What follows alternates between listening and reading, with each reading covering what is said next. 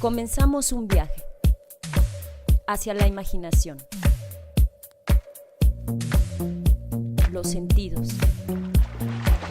el descubrimiento, el asombro, hacia el arte, el destino, Ítaca.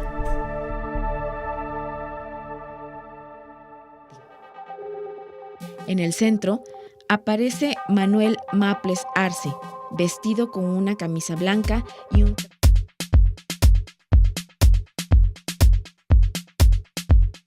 alguna de las cartas de aquella lotería.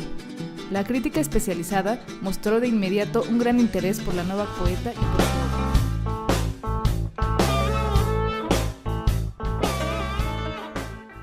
Hace 8 días tuvimos la primera parte de una conversación con Pedro Ángel Palou. En esta segunda oportunidad de que aprecie usted la obra, el carácter, la personalidad de un hombre que decíamos hace 8 días es muchos hombres, va usted a poder darse cuenta cómo todo lo que ha hecho Pedro Ángel Palou, el ser escritor naturalmente, el ser apasionado de la gastronomía, del fútbol, el ser funcionario, se va usted a dar cuenta de cómo todo eso lo hace una suerte de hombre renacentista y hace que confluya y que desemboque todo ese conocimiento en su obra. Ojalá lo disfrute.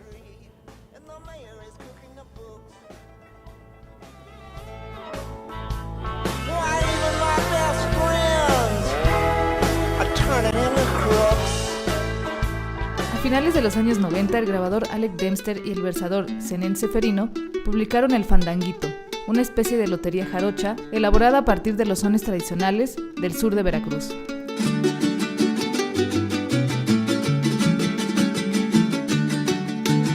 Una década más tarde, en 2009, la capitalina Cecil Alaide Collins dio a conocer Yonki de Nada, su primer libro de poemas. El volumen consta de 10 segmentos que corresponden cada uno a alguna de las cartas de aquella lotería.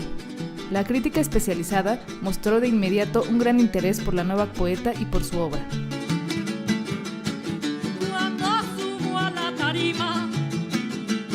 Los especialistas coincidieron en señalar la originalidad y el vigor expresivo de los poemas que lo integran, así como el hecho de que el libro contenga una estructura hipertextual que remite constantemente a letras de piezas de rock, páginas de internet o instalaciones, y que al mismo tiempo esté marcado por un profundo escepticismo que, pese a su carácter frecuentemente irónico, ofrece al lector una sensación general de fatiga y decadencia, que resultan sorprendentes en una joven que contaba apenas con 25 años al publicar el libro.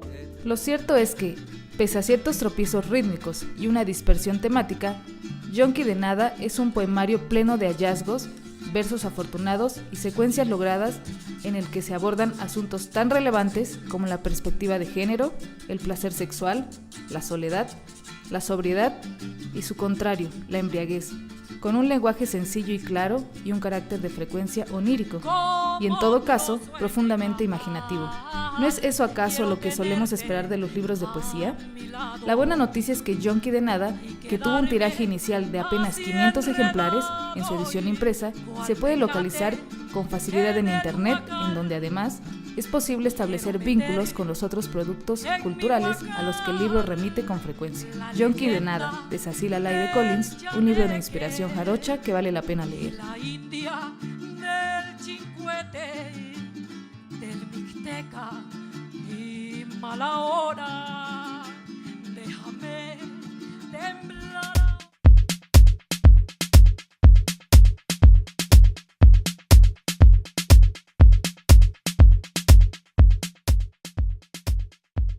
Como usted sabe, Pedro Ángel Palou es autor de esa novela que ya mencionó sobre Javier Villaurrutia, pero sobre todo quisiera yo aquí recordar ese amplísimo, espléndido y profundo y lucidísimo ensayo sobre los contemporáneos que publicaste en la Universidad de Michoacán, ¿no es cierto? En el Colegio de Michoacán. En el Colegio de Michoacán, un libro que es imprescindible y que sin duda cambió la visión que teníamos hasta entonces de los contemporáneos. Pero por lo que estás contando, entonces es algo que te viene también de la infancia. Sí, claro que no era un estudioso de contemporáneos, era simplemente un lector hedónico, ¿no? Que adoraba y que se fue metiendo en ese mundo muy particular de contemporáneos. Luego tuve la oportunidad, también muy pronto, en 86, yo creo que me quedó el último momento, yo ya estaba escribiendo esa novela, de conocer a Rubén Salazar Mayen en Cuernavaca. Me llevaría muchas horas platicar todo lo que aprendí de Rubén, pero como ya estaba muy viejo y tenía esta cosa cínica desde la juventud, ¿no? Pues por él cerraron examen de Jorge Cuesta. Me dijo, de amargura, ¿no? ¿Usted qué va a escribir sobre contemporáneo? Estaba todo doblado, ¿no? Usted no puede. Pero sí me dijo algunas cosas interesantes que luego sirvieron para el libro. Era uno de estos encuentros que organizaron los institutos de cultura, en ese entonces el de Morelos, pero a la misma vez era el momento de la banda esta de los Panchitos, la famosa banda. Entonces a los Panchitos los había intentado integrar el Departamento de Cultura del DF haciendo talleres en Nesa, talleres en Texcoco, y entonces los Panchitos iban como escritores. Pero claro, los Panchitos traían muy buena marihuana, ¿no? Y Rubén se echó unas, y entre el cruce de alcohol y marihuana, pues tuvimos que ir Felipe Garrido, yo y otros, Marco Antonio Campos, a recogerlo en los separos en Cuernavaca. Y yo, como me había hecho amigo, pues me llevaron con él, ¿no? Es que contigo sí habla. Y el pobre seguía cruzadísimo ahí, ¿no? Pero todavía tuve la oportunidad de conocerlo a él antes de escribir la novela, y gracias a la novela, después de poder haber abrevado en el archivo personal de Luis Mario Schneider. Yo creo que sin esa otra beta, pues no hubiera podido nunca llegar a este libro ya reflexivo y de ensayo, porque ahí la figura de Luis Mario fue muy importante. No solo era el gran recopilador de las obras de contemporáneos, sino yo creo que era quien más sabía del grupo. Cuando yo empecé a escribir ya el ensayo sobre contemporáneos, que intentaba situarlos histórica y sociológicamente por primera vez, es decir, explicar por qué un grupo tan impresionante de escritores surgió después de 11 años de lucha armada, y por qué es tan distinto al estridentismo, por qué es exactamente lo contrario, por qué finalmente gente como Maples Arce terminará pidiendo la expulsión de contemporáneos del país en la Cámara de Diputados, ¿no? Acusándolos de lectores de Gide y de Cocteau y pederastas, ¿no? Además. Maestro Pedro Ángel, yo quisiera preguntarle, aparte de la literatura, ¿qué otras son sus pasiones? Uy, muchas, pero en orden, la cocina y el fútbol, en ese orden, ¿no?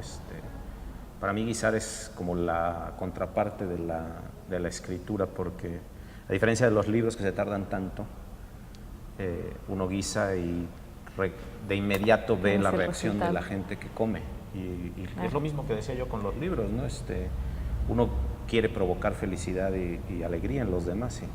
Cuando haces algo que es sabroso, que gusta, que hiciste con amor, de inmediatamente se refleja.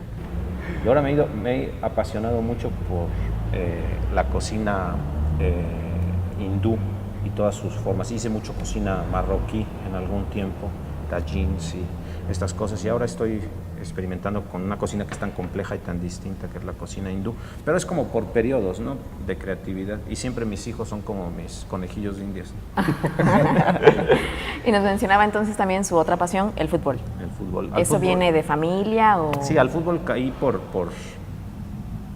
default, ¿no?, porque no era bueno. Toda mi familia estaba dedicada al fútbol. Mi papá tenía esta otra gran pasión, además de la historia, que era el fútbol, y en algunos 2 o 3 momentos de su vida tuvo una relación incluso con el fútbol profesional. Fue el presidente del Puebla, fue el presidente del estadio y de la sede del campeonato en 86 y en 70.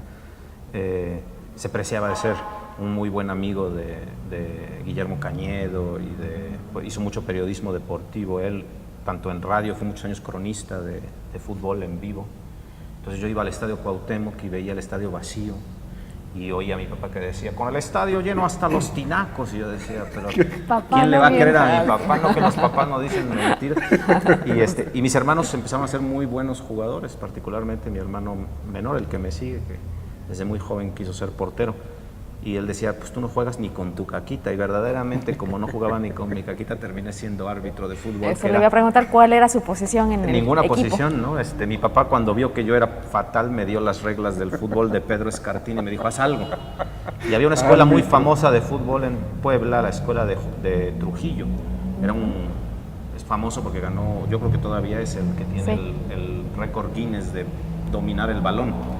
Era amigo de Pelé y yo qué sé. Entonces él enseñaba fútbol y a mí me enseñó a arbitrar. Y terminé arbitrando pues con mucha pasión. Yo creo que sigo viendo los juegos como árbitro.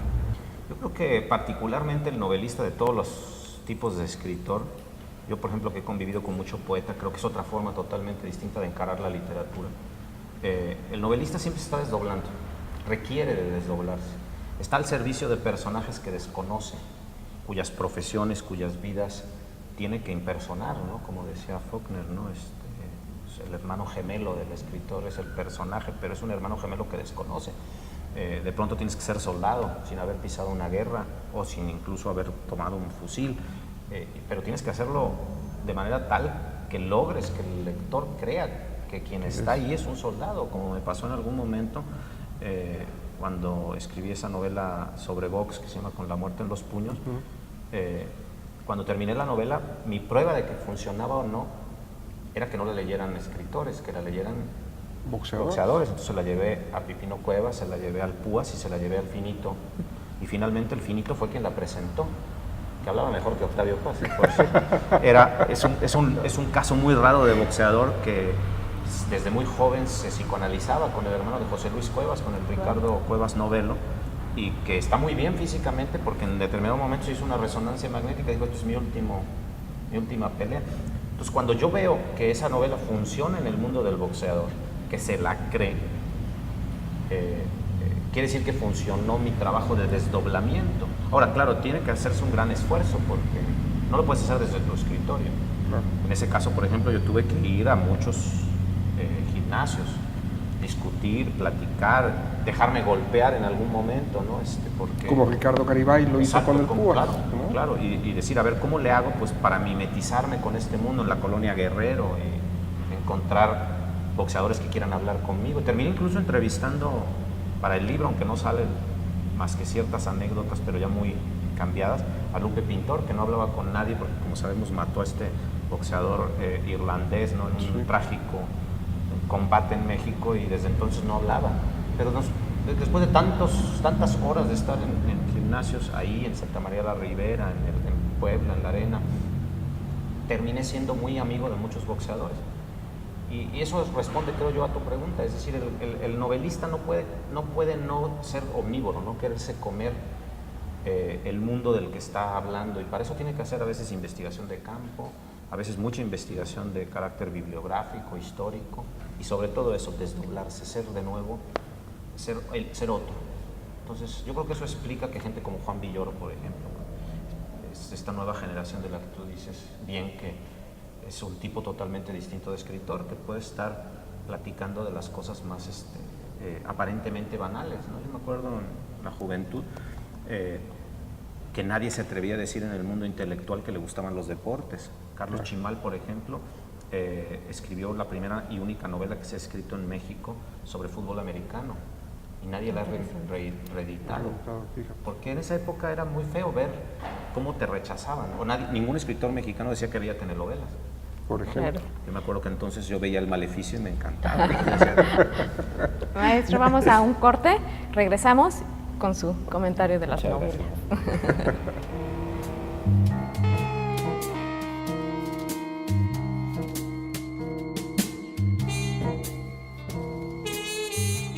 ¿Qué es el movimiento estridentista? En la siguiente cápsula conoceremos sobre este movimiento que surge en Jalapa en 1921. Vamos a ver un minuto por una imagen.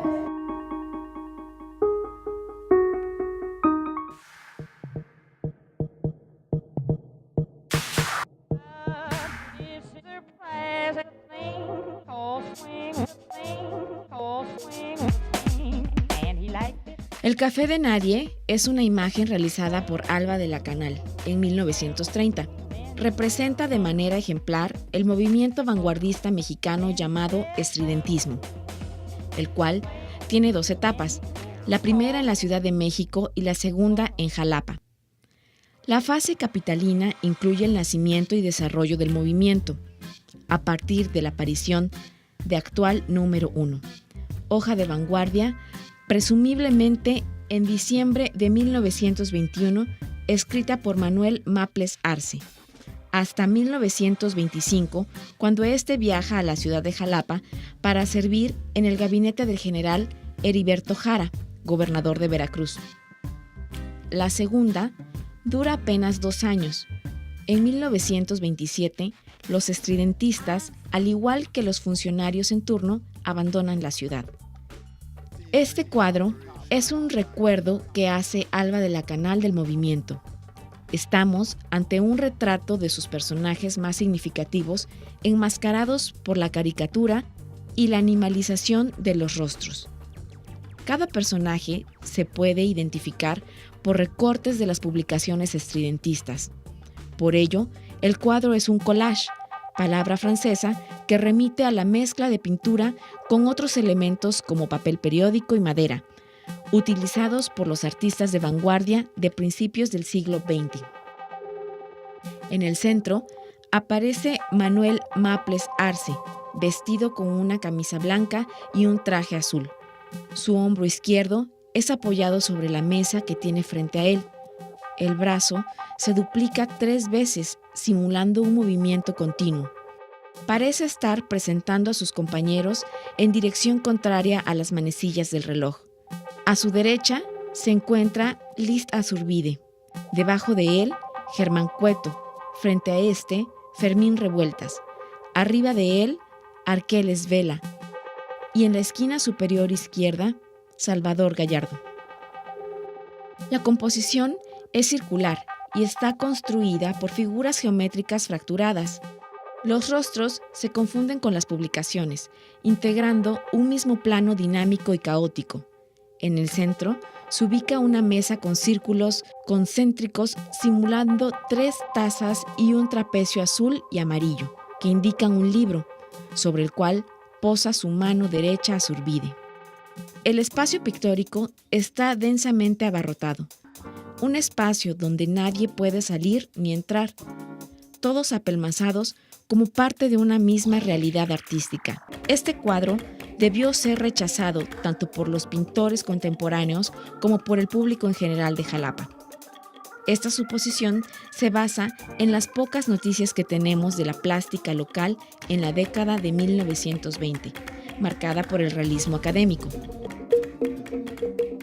Para mí el libro central sobre el amor que he leído, y he leído libros muy interesantes, ¿no? Muy famosos, ¿no? Los fragmentos de un discurso amoroso de Barthes, ese libro de psicoanálisis excepcional de Igor Caruso que se llama La separación de los amantes, pero me refiero a un libro que se llama Amor y Occidente de Denis de Rougemont, que viene a platicar y a dar toda la tradición amorosa desde los trovadores provenzales hasta los Minnesangue alemanes y el Dolce Stil Nuovo que dio a Petrarca y a Dante y a la propia concepción del amor romántico del Renacimiento, que es la que sigue permeando ahora.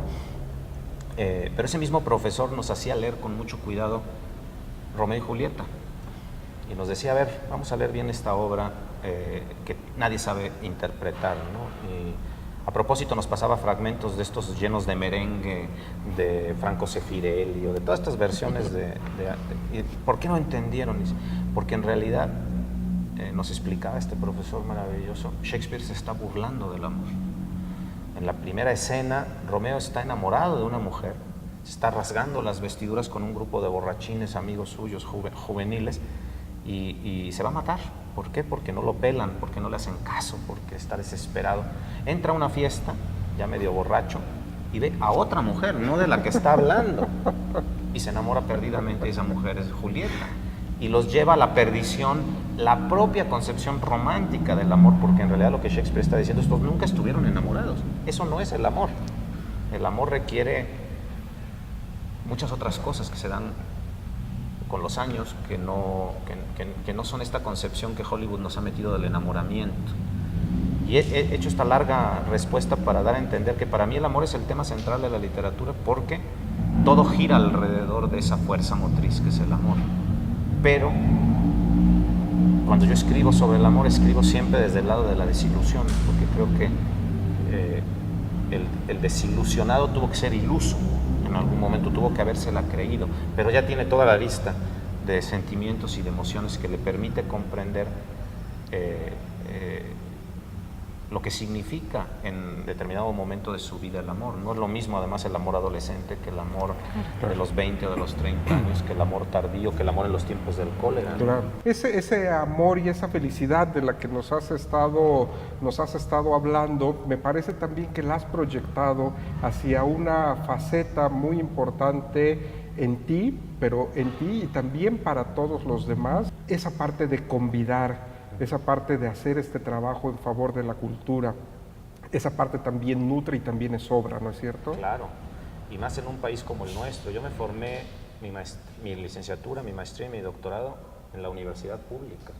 Sé lo que significa el costo social, no solo de haberme formado a mí, sino de haber formado a tantas generaciones de mexicanos. Este ha sido un estado, cuando tú vas a otros países de América Latina te quedas verdaderamente asombrado de la diferencia sustancial entre lo que en México la educación pública ha hecho. Sí. Pero a la misma vez, cuando maduras, te das cuenta que tienes que devolver. No te queda otra que devolver eso que de manera tan generosa el país te ha dado. Y la única manera es servir, el servicio público. Puede ser trabajando en una universidad pública, es decir, dando clases, haciendo lo que...